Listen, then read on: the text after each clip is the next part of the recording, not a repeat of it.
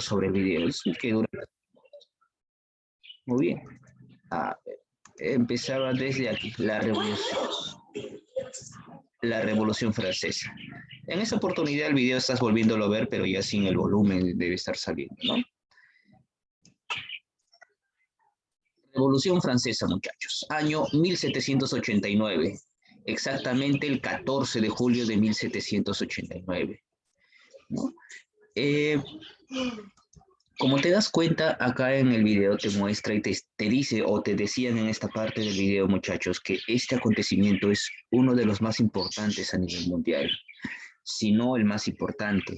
La Revolución Francesa significó el paso de la edad moderna a la edad contemporánea, ¿no? Con la Revolución Francesa inicia la edad contemporánea. Con la Revolución Francesa se acaba la edad anterior, es decir, la edad moderna. Por lo poco que ustedes han visto, por tal vez el conocimiento previo que tengan, ¿por qué creen ustedes que fue tan importante este acontecimiento? ¿Por qué se piensa que este acontecimiento es de gran importancia a nivel mundial? ¿Por qué se cree eso? Adelante, Gerard. Porque después de este acontecimiento hubo más igualdad para el pueblo y más justicia. Después de este acontecimiento hubo más igualdad para el pueblo, sí. Debe de saber que la Revolución Francesa justamente buscaban eso, ¿no? Los franceses buscaron eso, mayor igualdad. Mayor igualdad. Como ves en el video y nos dicen ahí, o nos está diciendo que en el año de 1789 justamente gobernaba en Francia el rey Luis XVI. Y lo característico durante la Edad Moderna es que los reyes que gobernaban ejercían una monarquía absoluta. ¿Qué significa monarquía absoluta? ¿Alguno tiene idea, alguno sabe, alguno recuerda este concepto de monarquía absoluta? Adelante, Gerard.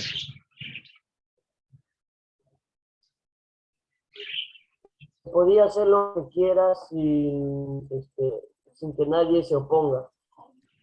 Muy bien, excelente. ¿Y quién hacía todo eso? El rey, la nobleza, los sacerdotes, el pueblo. Eso lo hacía el rey, ¿verdad? Por eso hablamos de una monarquía absoluta. En una monarquía absoluta, muchachos, el rey es el amo, señor y dueño de la tierra. Se creía que en ese entonces Dios le había dado facultades para gobernar. Se creía que el rey era el representante de Dios en la tierra, venido para gobernar a favor del pueblo, ¿no? El rey, como dice tu compañero Gerard, muchachos, en aquel entonces el rey hacía lo que quería. Proponía las leyes, mataba gente, juzgaba, aumentaba los impuestos, nadie le decía nada. Él solito tenía todos los poderes en su mano, por eso se dice monarquía absoluta. A esta monarquía absoluta lo llaman y lo conocen como antiguo régimen, ¿sí? Y como ves en esta pirámide social, muchachos, había una tremenda desigualdad, ¿no? Si retrocedo un poquito, había una tremenda desigualdad. Arriba estaba, ¿no?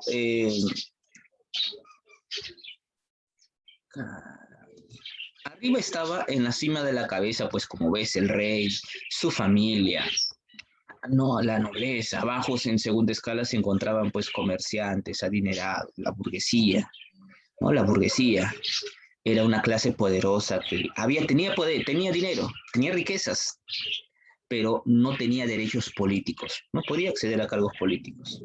Tenían dinero, sí, pero no tenían cargos políticos. Y abajo, como ves, el pueblo. Entonces, con esta pirámide social uno puede entender que había una tremenda desigualdad, ¿no? Tremenda desigualdad había.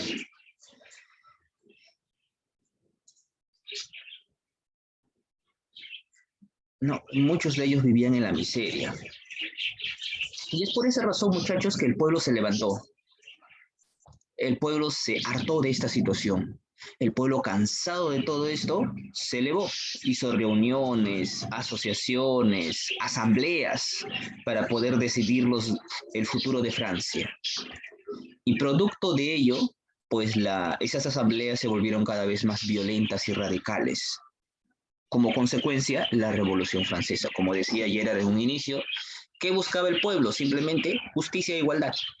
Lo lograron, bueno, a través de un documento llamado Declaración de los Derechos del Hombre y del Ciudadano. Más tarde Francia va a dar su primera constitución. Y en esas leyes que han elaborado los franceses, dicen, ¿no? La igualdad, la justicia, la fraternidad, una sociedad más justa. Y los franceses tomaron, pues, se volvieron radicales, se volvieron violentos, tomaron el poder en sus manos.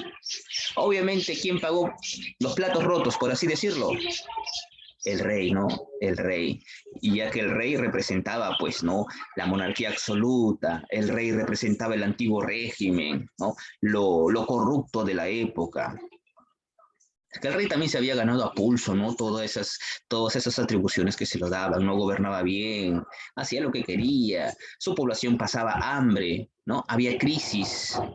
Entonces el pueblo, cansado de todo eso, buscó los ideales que usted ve en pantalla: libertad, igualdad y fraternidad. Lo consiguieron a su manera, pero ellos piensan que sí. Lo que ves en pantalla, muchachos, esto de acá es importante que usted lo entienda. La Revolución Francesa nos va a dar aportes: una constitución civil, derechos. Pero yo voy a preguntar, esto sí, sí o sí sería pregunta, ¿no? ¿Cuál es el máximo aporte que la Revolución Francesa le dio al mundo y a la humanidad en general? Esto de acá, lo que ves, la Declaración de los Derechos del Hombre y del Ciudadano. Un documento donde se emana ideales de justicia, ¿no? Ideales de libertad.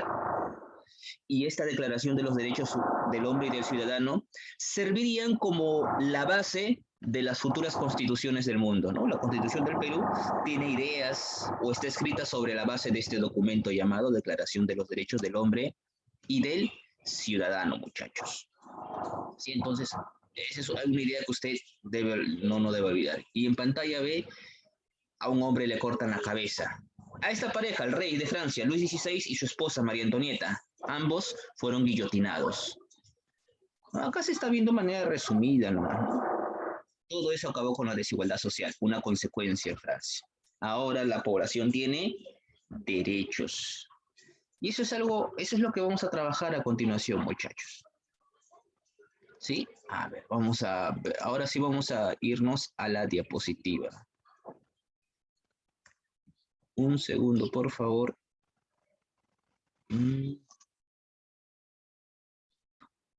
Bien, ahora sí, muchachos, vámonos ya al tema del día de hoy. A ver, agrandamos. La Revolución Francesa, muchachos, inicia en el año de 1789, exactamente el 14 de julio de 1789. El hecho que va a marcar el inicio de la Revolución Francesa es cuando los pobladores toman por asalto, asaltan, salen a hacer manifestaciones a las calles y toman por asalto una cárcel. En ese entonces esa cárcel era una gran torre, un torreón. Esa cárcel se llamaba La Bastilla, ¿no? Así se llamaba esa cárcel, donde ahí se encerraba a todos los enemigos del rey. Entonces lo que hizo el pueblo francés fue tomar por asalto esa cárcel. Con ese hecho se da inicio a la Revolución Francesa. Yo voy a preguntar en el examen, ¿cuándo se inicia la Revolución Francesa y con qué hecho? Sencillo, 14 de julio de 1789.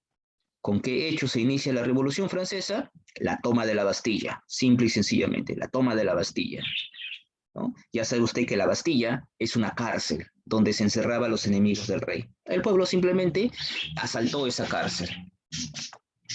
O bien, pero ya vamos a ver qué es la Revolución Francesa. Como usted ve ahí, la Revolución Francesa fue un movimiento político, social, económico, militar que surgió en Francia en 1789, ¿no? Ese es el concepto, lo que nos dice la Revolución Francesa. Consecuencia de la Revolución Francesa, se trajo abajo a la monarquía absoluta, ¿no? Le cortaron la cabeza al rey. En aquel entonces, el rey de Francia era Luis XVI, ¿no? Luis XVI. Con la Revolución Francesa, muchachos, en pocas palabras, vamos a ver el cambio en una forma de gobierno. Es decir, antes había una monarquía absoluta donde gobernaba el rey. Ahora con la Revolución Francesa todo eso cambió. Ya no va a seguir gobernando el rey, sino ahora se va a establecer en Francia una república. En Francia se va a establecer una república, ¿no? Y eso es algo que nos va a dejar la Revolución Francesa. Se creó un congreso, claro. Sí, sí, congreso, bueno, nosotros le llamamos congreso, pues ellos le llaman una asamblea legislativa o un parlamento, así lo llaman ellos, pero sí, algo parecido a un congreso, sí, excelente. Se convocó a ello, ¿no? Es decir, ya no todos los poderes estaban concentrados en una sola persona, el rey, sino que se dio la división de poderes, ¿no? Eso entonces eh, mm, provoca la Revolución Francesa. ¿Sí? Con la Revolución Francesa tenemos un nuevo ideal, profesor, un nuevo ideal, es decir, una nueva forma de pensar. Antes se pensaba que al rey nadie lo tocaba, lo que el rey decía era la ley, pero ahora no. Los franceses han demostrado que si su rey es corrupto, si su rey es cruel, si su rey no sabe gobernar, hay que sacarlo y no pasa nada. ¿No? ¿Para qué aguantar? El pueblo pasa hambre, miseria, injusticia, muerte todos los días. ¿Para qué aguantar un rey así? No sabe gobernar, hay que sacarlo. No, dice, no, el rey gobierna en nombre de Dios. El rey es un hombre enviado por Dios para gobernar en su nombre. Pero no, pues entonces no pasa nada. Dice, no, entonces hay que sacarlo nada más. Y lo mataron al rey, le cortaron la cabeza. Y eso motivó que en otros pueblos de Europa, esos ideales de la Revolución Francesa, los franceses proclamaban libertad e igualdad. Eso querían los franceses, el pueblo francés. Y este hecho de la Revolución Francesa hizo eco en toda Europa, hizo eco en todo el mundo. Por eso toda Europa vio con recelo a la Revolución Francesa. Por eso la Revolución Francesa es considerado un acontecimiento de gran importancia a nivel mundial. Por eso la Revolución Francesa marca el inicio de la edad contemporánea, una nueva etapa en la historia. ¿Sí? Por esa razón, ¿no? Y en todos los países, gracias a la Revolución Francesa, en los demás países también va a empezar a aparecer algo parecido. ¿Qué cosa, profesor? ¿Que también van a cortarle la cabeza a sus reyes en otros países? No, pero gracias a la Revolución Francesa se van a empezar a difundir los ideales de libertad e igualdad para todos, ¿no? Pero ahora vamos a ver ya cómo se dio o cómo nace esta Revolución Francesa o cómo se llegó a esta situación. Como decía yo anteriormente, y esto ya son los antecedentes, ¿no? Como dije anteriormente, antes el rey gobernaba, ¿no? A través de la monarquía absoluta. La Revolución Francesa estalló en el año 1789, pero antes que Luis XVI llegue al poder, ¿no? En Francia gobernó Luis XIV, en Francia gobernó Luis XV a inicios del siglo XVIII. Te estoy hablando de los años 1710, 1715. Y ahí estos anteriores reyes ya empezaban a tambalear en el gobierno, tomar malas decisiones, no gobernar bien. Y no solamente eso, los reyes eran digamos que tan piñas, porque Francia empezó a caer en crisis, sequías, fenómenos naturales que provocan sequías, heladas, ¿no? No hay la agricultura o crisis en el campo de la agricultura. Tú sabes que si no hay agricultura, no hay alimentos que producir. Si no hay alimentos, hay hambre en las calles. Si hay hambre, hay descontento en la población, ¿no? Y eso venía arrastrándose ya mucho tiempo atrás. Y no solamente eso, muchachos, sino también que así como el pueblo pasaba hambre, el rey y su familia, que vivían en un enorme palacio, despilfarraban dinero en fiestas, banquetes, grandes celebraciones que duraban 1 o 2 semanas, ¿no? Los reyes se daban la gran vida mientras el pueblo pasaba hambre.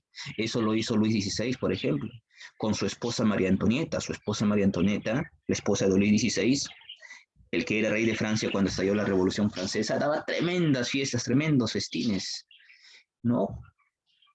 Ella sí sabía divertirse, vestía a la moda, con los trajes, telas, lo más caro que hay, tremendos banquetes que daba, fiestas, como decía, de varios días, un despilfarro total, ¿no? Digamos que en esa parte la reina también tuvo parte de la responsabilidad, no supo medirse, no supo moderarse ante la miseria que estaba pasando el pueblo. Y encima de ella decía, pues se hizo conocida por esta frase que dice, pues si el pueblo tiene hambre, hay que darle torta o pastel, ¿no? Esa es esa manera de burlarse, pues el pueblo no tenía ni para el pan, si no hay pan hay que darle torta, ¿no? Esa frase pues terminaría también por enojar al pueblo. Y también el rey Luis XVI, cuando llegó al poder, era un inepto, ¿no? Él llegó al poder a la edad de 19 años, ¿no? Se hizo rey de toda Francia, inexperto, le cayó todo el peso del gobierno sobre sus hombros, no estaba preparado. Luis XVI se casó muy joven, 17 años. Su esposa María Antonieta tenía 14 cuando se casaron. Bueno, en aquel entonces estos matrimonios a tan corta edad era muy común. Se esperaba que la pareja de recién casados tenga su hijo, ¿no? Como recién casados, pero el rey no podía. Después de 6 años recién tuvieron a sus hijos. 6 o 3 años me parece, no recuerdo bien el número de años, pero ya en todo ese trance el pueblo se burlaba de Luis XVI, que no podía, que no era suficientemente hombre para poder embarazar a su mujer. Lo que pasa es que este señor tenía un problema médico, que no podía, que no le permitía tener hijos, ¿no? Bueno, se hizo una operación, se curó y ya, pues y de ahí ya tuvo recién sus 3 hijos, sus 2 primeras hijas mujeres y el último recién le salió varón. Te comento esta situación porque antes que sea rey ya el pueblo se burlaba de Luis XVI, ¿no? Porque no le podía dar hijos a María Antonieta, no podía hacerle un hijo a María Antonieta. Y ya cuando asume pues el poder Luis XVI, el pueblo no lo respetaba, ¿no? Para que veas cómo está llegando este señor al poder. Bueno, y aparte de eso, la situación que estaba pasando Francia, la ineptitud de los reyes, la enorme corrupción, esa vida lujosa, esa vida de etiqueta que llevaba, eh, todas esas distracciones distrayeron al rey y quien no cumplía sus funciones como debía ser, ¿no? Luis XVI era incapaz para gobernar debido a la juventud con la que llegó al poder. Él estaba concentrado en otras cosas, ¿no? Otra situación que ahí vemos causas políticas, sociales y económicas. Las causas políticas puede ser, entonces, el gobierno absolutista o la monarquía absoluta. El pueblo estaba cansado de la monarquía absoluta. Otra causa política, la incapacidad para gobernar que tenía Luis XVI, ¿no? Causa económica, no sé si por acá lo tenga, ¿no? Ah, mira, acá está la causa política. Lo que te decía yo, la monarquía absoluta. Gastaba despilfarros, gastos, no hay libertades. Las leyes solamente se aplicaban para el pueblo, no para la clase alta. No, en el campo social, tremenda desigualdad. La sociedad en ese entonces, como has visto en el video, en la pirámide social estaba dividido en 3 clases sociales, ¿no? 3 clases sociales. Clase alta, ¿no? Eh, la burguesía y el pueblo, ¿no? La clase alta, ellos económicamente no pagaban impuestos, ¿no? Ah, perdón, ahí tienes el clero, la nobleza y el estado llano. Estado llano se refiere al pueblo. Estado llano es el pueblo. Tercer estado, son 3 clases sociales, o 3 estados lo llaman, ¿no? El primer estado, la clase alta, ¿no? La nobleza.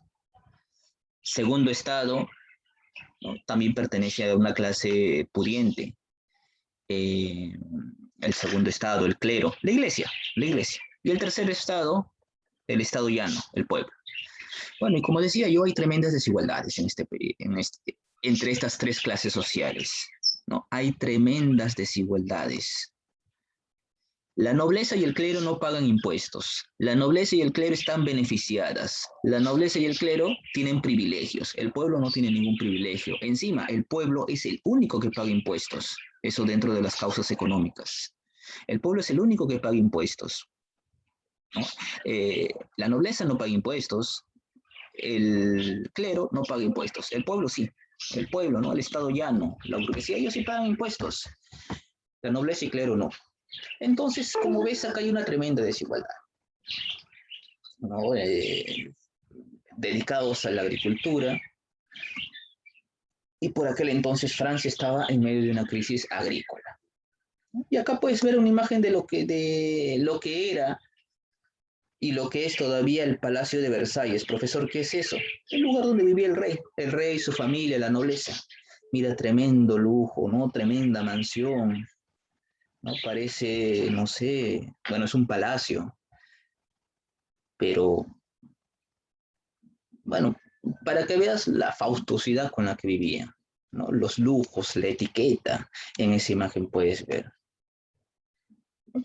Toda esa situación, muchachos, va a llegar a Francia a una crisis. Ah, La clase anterior hemos visto, recuerdan ustedes, la independencia de las 13 colonias en el año de 1776.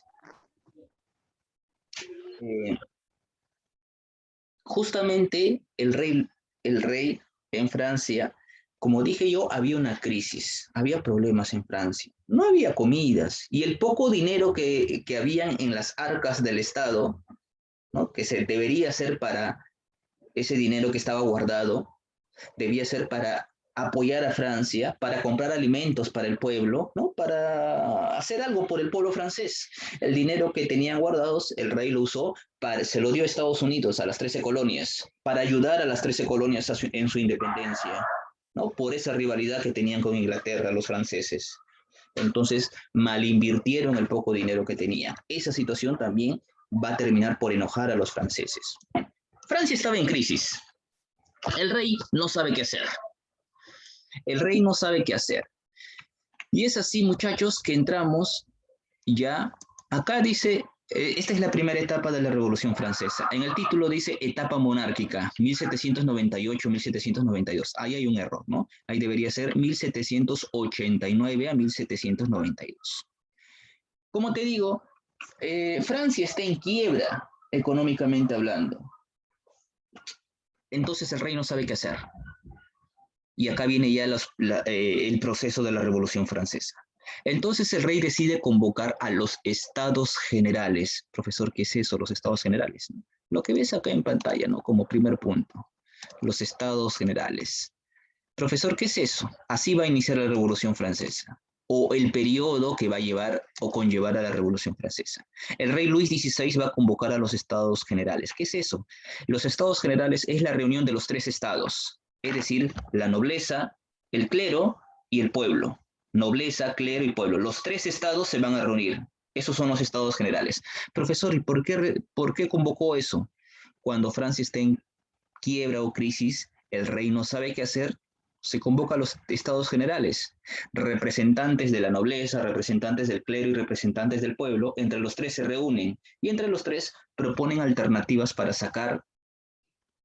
que Francia salga de la crisis en la que se encontraba, ¿no? Y en una enorme sala estaban reunidos los tres estados, nobleza, clero y el pueblo, el estado llano. ¿No? Eso es una asamblea, eso se le llama los estados generales, convocado por Luis XVI. Los representantes del clero eran 300 del clero, 300 de la nobleza y 600 del pueblo. Si sumas, hay 1.200 personas reunidas, ¿no? Uno es de la nobleza, que son 300, ellos son el primer estado, de ahí viene el segundo estado, que es el clero, ellos también son 300, como puedes ver en la diapositiva, yo lo estoy también escribiendo. Y por último, en tercer lugar está el tercer estado, el pueblo, los únicos que pagan impuestos. A él le voy a poner la P de pueblo, a ellos también lo conoces como el estado llano. Ellos eran 600 representantes, 1.200 personas reunidas en esta asamblea. ¿Para qué se reunieron ellos? Para salvar a Francia de la crisis económica en la que se encontraba. Iban a tomar acuerdos y en ese acuerdo pues se iban a respetar los acuerdos a los que se llegaron. ¿Cuáles fueron los puntos que se dijeron acá en estos estados generales? Se dijo, dijeron, ¿no? Los únicos que pagamos impuestos es el pueblo. Es hora de que la nobleza y el clero también paguen impuestos. Con ese dinero que recaudemos de la nobleza y el clero, puede servir para que aumenten las arcas del Estado o ingrese dinero a las arcas del Estado, ¿no? Entonces la nobleza, primera medida, una medida que se dio, nobleza y clero deben pagar impuestos. El pueblo dijo sí, la nobleza y el clero dijo no. Dijeron, vámonos a votación. Todo se realiza a través de la votación. Obviamente la nobleza y el clero, recuerda, ellos no pagan impuestos. El pueblo sí paga impuestos. Dijeron, vamos a hacer votación. Pero si hacemos la votación tal como está, la nobleza va a decir que no quieren pagar impuestos. El clero va a decir también de igual manera, no quieren pagar impuestos. El pueblo va a decir, sí deben pagar impuestos, es decir, 600 contra 600 van a quedar empates. Entonces lo que hicieron, si me está prestando atención, por favor, esto sí debe entenderlo bien, por favor. Lo que hicieron fue, la nobleza dijeron, no hagamos voto uno por uno, sino que haya un voto por cada clase social. Es decir, la nobleza tiene derecho a un voto. Todos los 300 representantes va a emitir un solo voto por parte de la nobleza, un solo voto por parte del clero y un solo voto por parte del pueblo, ¿no? Entonces dijeron, la nobleza, la votación era, ¿la nobleza paga impuestos? La nobleza dice, no, pues no, no. ¿El clero paga impuestos? No. El pueblo, al pueblo le pregunta, ¿que la nobleza y el clero paguen impuestos? Sí. Y como te das cuenta, la nobleza y el clero están confabulados. O sea, acá hay 2 votos contra un voto en contra, ¿no? Entonces la nobleza y el clero ganan. ¿Y cuál sería el resultado? No van a pagar impuestos y Francia va a estar como estaba, ¿no? Como estaba hasta ese entonces. ¿Eso es justo? ¿Te parece correcto eso si tú fueras un poblador? Claro que no. Lo que tú quieres como poblador es que que haya un poco más de igualdad. ¿Cómo? Que la nobleza y el clero también paguen impuestos. ¿Por qué ellos tienen dinero y no quieren pagar impuestos? ¿Por qué yo, que vivo en la miseria, no tengo dinero, debo pagar impuestos? Entonces, el pueblo se asó, ¿eh? El pueblo, como te digo de manera bonita, se hartó, se enojaron del pueblo. Dijeron entonces, si esa va a ser la solución, nos vamos de acá. El pueblo se retiró de los estados generales, se fue, se largó, como quien dice. ¿Y a dónde se fueron los representantes del pueblo? Se fueron a otra sala, a otro salón, a reunirse por su propia cuenta ellos. Solamente pura gente del pueblo, nada más. Pura gente del pueblo.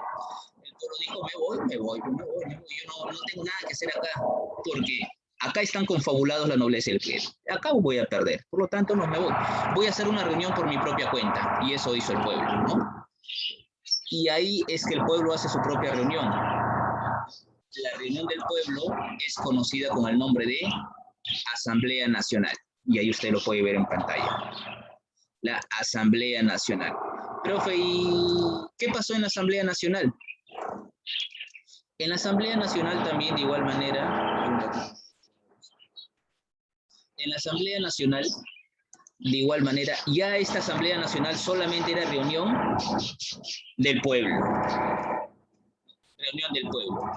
Acá solamente en la Asamblea Nacional se reunieron solamente el pueblo, solamente el tercer estado. Ahí los representantes, los 600 que eran, se fueron, se reunieron en una sala. Como no habían dónde reunirse, porque los salones estaban ocupados, se reunieron en un salón donde se jugaba la pelota. Ese se llama la sala del juego de la pelota. Ahí se metieron los representantes del tercer estado, ¿no? Es que el rey cerró las otras salas. En una sala de deportes, en la sala del juego de la pelota, ahí se reunieron. Y ahí en esa sala, los representantes del pueblo dijeron, o juraron no separarse, juraron no detenerse, juraron no parar hasta darle a Francia una constitución. Eso quería el pueblo, que Francia tuviera una constitución. Y justamente en esta Asamblea Nacional, el pueblo juró no separarse hasta que Francia tenga su propia constitución. Eso se hizo en la Asamblea Nacional, ¿no? Por esa razón es que en la Asamblea Nacional se recuerda el juramento del juego de la pelota, ¿no? El juramento del juego de la pelota. Profesor, ¿qué es eso? Una reunión en la que el pueblo juró no separarse hasta darle a Francia una constitución. A eso se le conoce como el juramento del juego de la pelota. No vaya a olvidarlo, por favor. Bien, y bueno, todas las condiciones están dadas, ¿eh? El pueblo cada vez está siendo mayoría, cada vez más pobladores están uniéndose a la causa. Mira, ¿qué ha decidido la Asamblea Nacional? ¿No? La Asamblea Nacional es la reunión de miembros del tercer estado, reunión de miembros del pueblo, y cada vez el pueblo se hacía más y más y más grande. ¿Por qué? ¿Qué quería el pueblo? Que Francia tuviera su constitución, ¿no?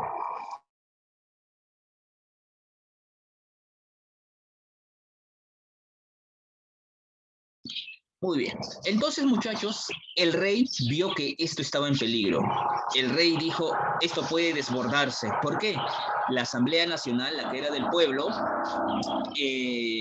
la Asamblea Nacional, la que era del pueblo, te estoy diciendo, cada vez era más grande, cada vez era más amenazante, ¿no? Y eso le provocaba cierto temor al rey. Entonces el rey dijo, a la nobleza y al clero que estaban aparte, le dijo, les ordenó que se reunieran y que todos volvieran otra vez a reunirse, ¿no? La nobleza, el clero y el pueblo. Es decir, el rey cedió. El rey cedió ante la presión de la Asamblea Nacional. Una vez más, las tres clases sociales se volvieron a reunir.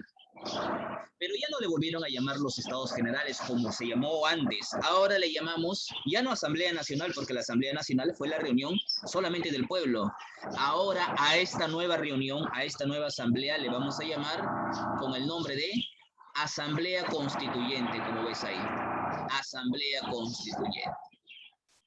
Prácticamente te estás dando cuenta que acá el rey está perdiendo autoridad.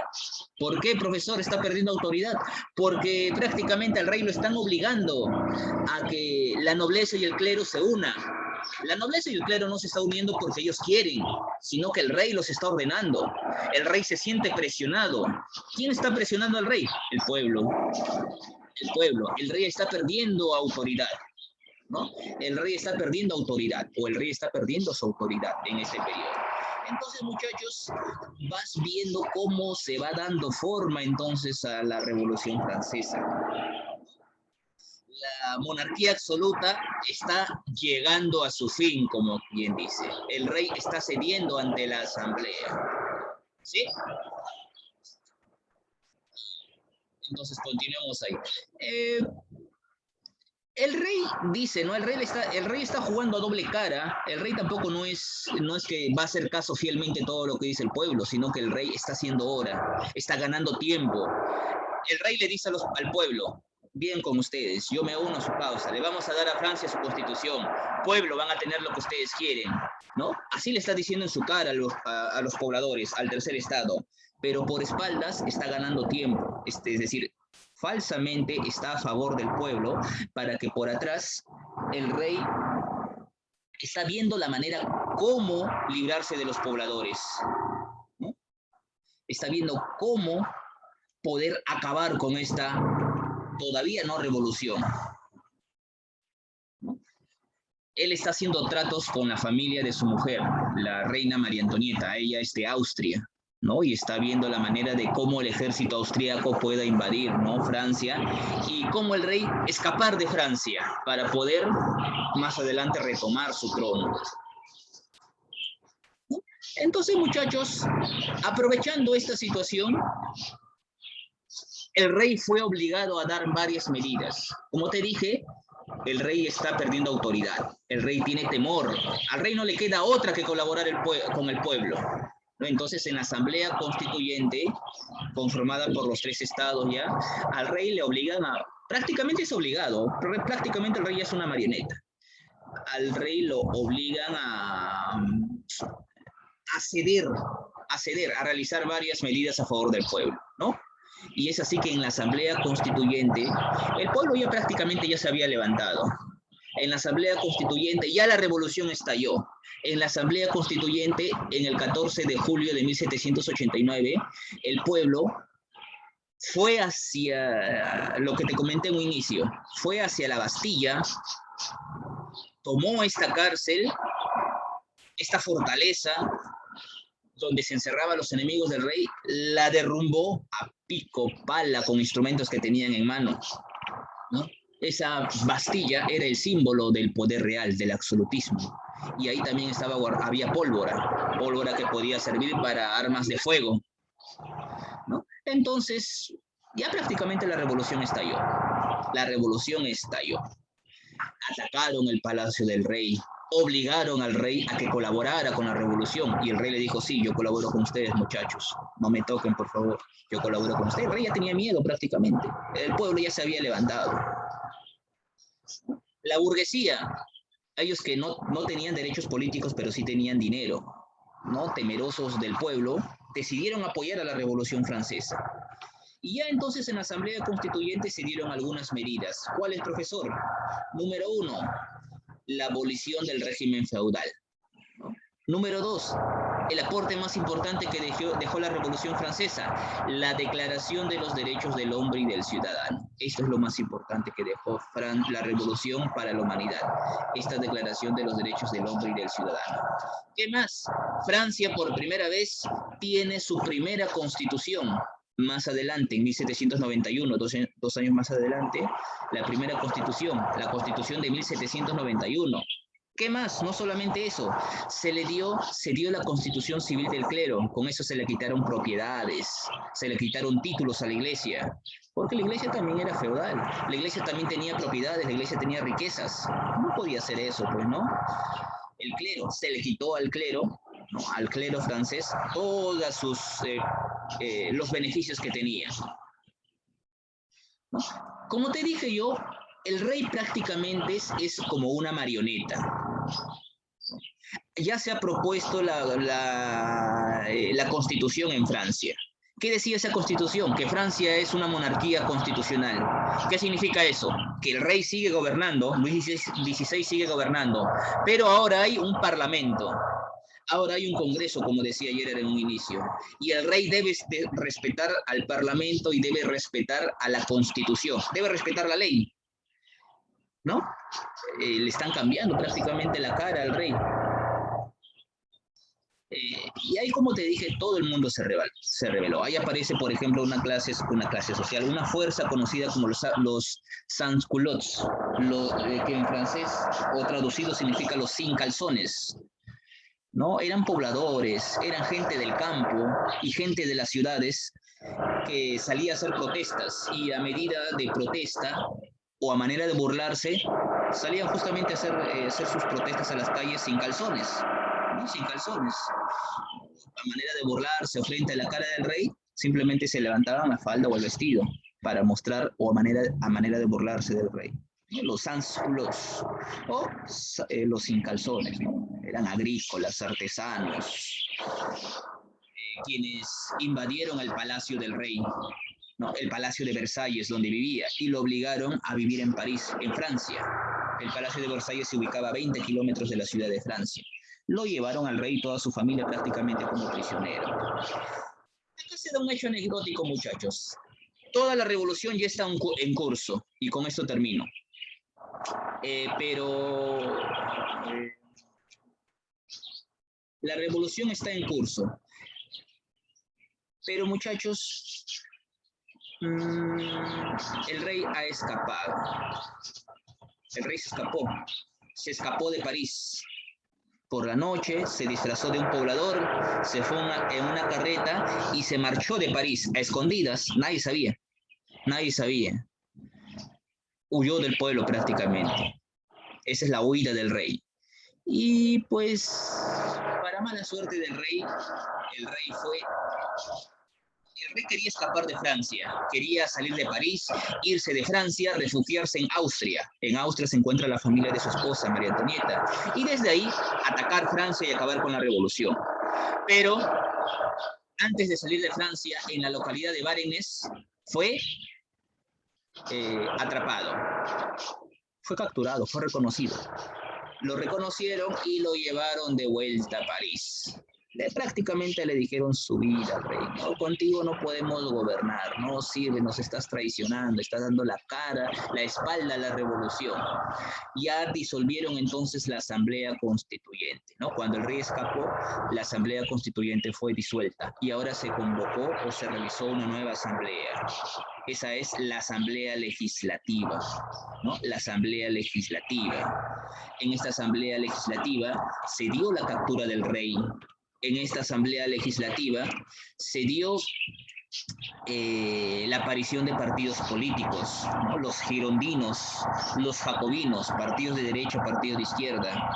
Ya el rey ya no tiene poder, ahora todo el poder radica justamente en esta asamblea legislativa. Con la asamblea legislativa ya le quitaron el poder al rey, ¿no? Aparecen los sans-culottes que te dije y te hablé hace un momento, aparecen los girondinos, aparecen los jacobinos, que son partidos políticos de la época, algunos que estaban a favor de que el rey siga gobernando, el otro grupo que no, que debe haber una nueva forma de gobierno, ¿no?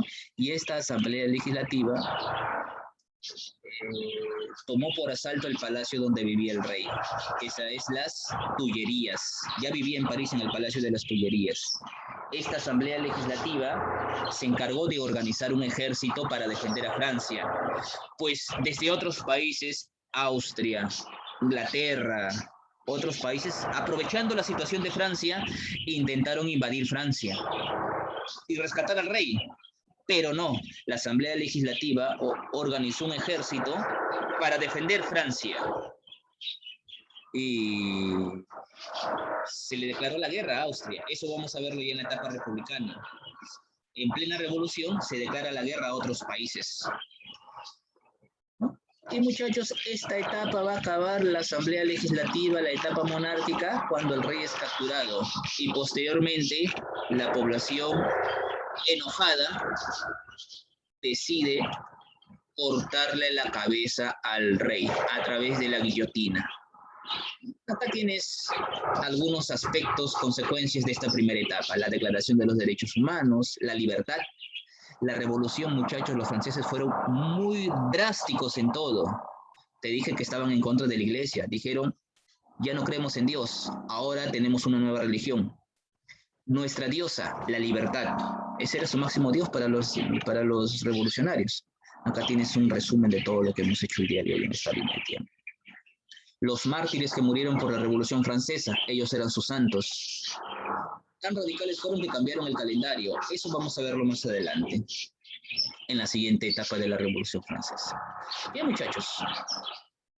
A ver, ponemos pausa acá. Deben tener en pantalla ya las fichas del día de hoy. Rapidísimo, por favor, me apoya y resolvemos rapidísimo. Dice, número 1. Uno de los objetivos del episodio del juramento de la pelota fue... ¿Qué se hizo? ¿Qué acordaron en el juramento del juego de la pelota? La D. La D, profesor. Muy bien. Darle a Francia su primera constitución. ¿Quién fue? Gerard Guimás. Samuel Tenorio, profesor. Tenorio, muy bien. Tenorio, por ahí también, ya por interno. Ya, listo. 2. La primera constitución francesa de 1791 fue aplicada durante... La Asamblea Constituyente, la D. Constituyente. La Asamblea Constituyente, 2D. Muy bien, Sierra también, Carlos también. 3.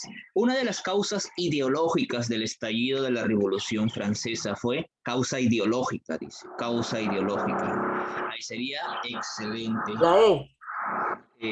La C. Influencia de la Ilustración. E es una causa económica. La E es causa económica. 3C. 4.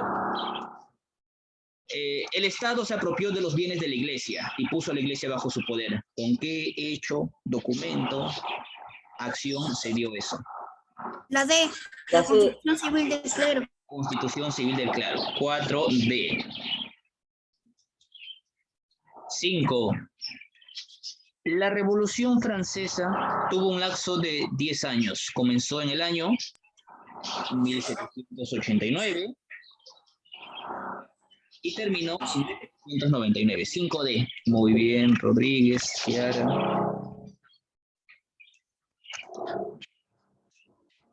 Esa es era la número 5. 6. Reyes que gobernaron Francia durante el desarrollo de la Revolución Francesa.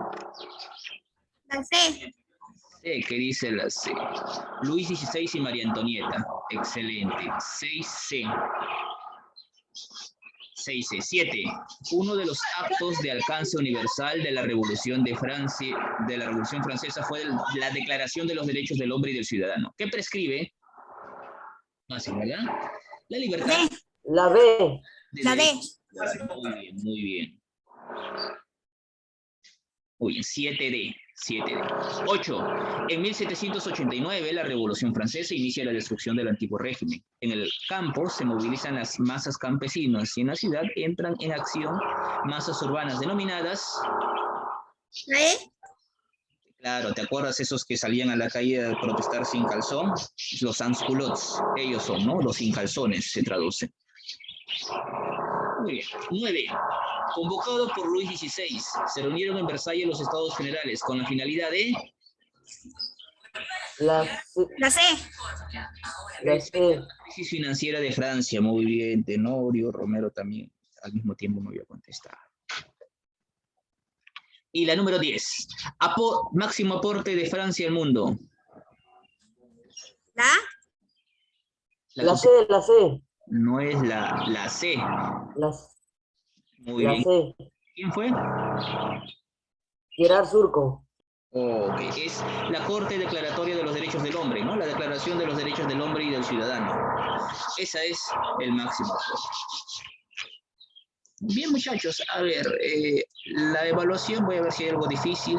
Medidas de la Asamblea Constituyente, ya hemos visto. ¿Con qué hecho inicia la Revolución Francesa? ¿No? La toma de la Bastilla, recuerden ustedes. Causas de la Revolución Francesa, fácil.